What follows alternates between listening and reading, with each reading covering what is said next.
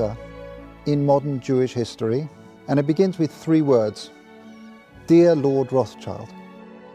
Dear Lord Rothschild, I have much pleasure in conveying to you, on behalf of His Majesty's government, the following declaration of sympathy with Jewish Zionist aspirations, which has been submitted to and approved by the Cabinet. Why was it that this letter was sent by the Foreign Secretary to your great-uncle Walter? It's an interesting question because it was primarily a movement from Eastern Europe, but they didn't clarify who was in charge of that movement. And in addition, it was, after all, in Great Britain. So they felt that the Rothschild family should be the one to whom it was addressed.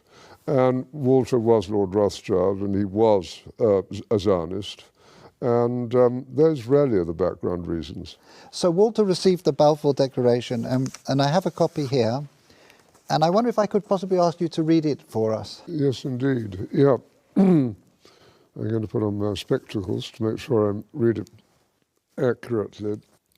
His Majesty's government view with favour the establishment of Palestine as a national home for the Jewish people, and will use their best endeavours to facilitate the achievement of this object, it being clearly understood that nothing shall be done which may prejudice the civil and religious rights of existing non-Jewish communities in Palestine, or the rights and political status enjoyed by Jews in any other country.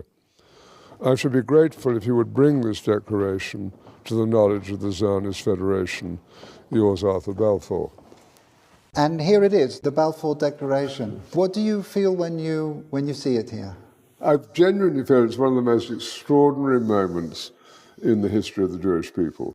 If you think it took 3,000 years to get to this, and then you say, how did this miracle happen? It's the most incredible piece of opportunism. I mean, if you think you had an impoverished would-be scientist, Chaim Weizmann, who somehow gets to England, meets a few people, including members of my family, seduces them. He has such great charm and conviction. He gets to Balfour, and he unbelievably persuades Balfour and Lloyd George, the Prime Minister, and most of the ministers, that this idea of the national home for Jews should be allowed to take place. I mean, it's so unlikely. And then he starts to fight a difficult battle with the British cabinet, and this letter goes through 5 drafts, as you know. And in the end, it comes out as a rather compromising letter. I mean, the essential point is there for the Jewish community to fasten on to. You have the first bit, which promises a national home rather than the national home, and then you have the bit that nothing that's to be done should in any way harm the Arab community.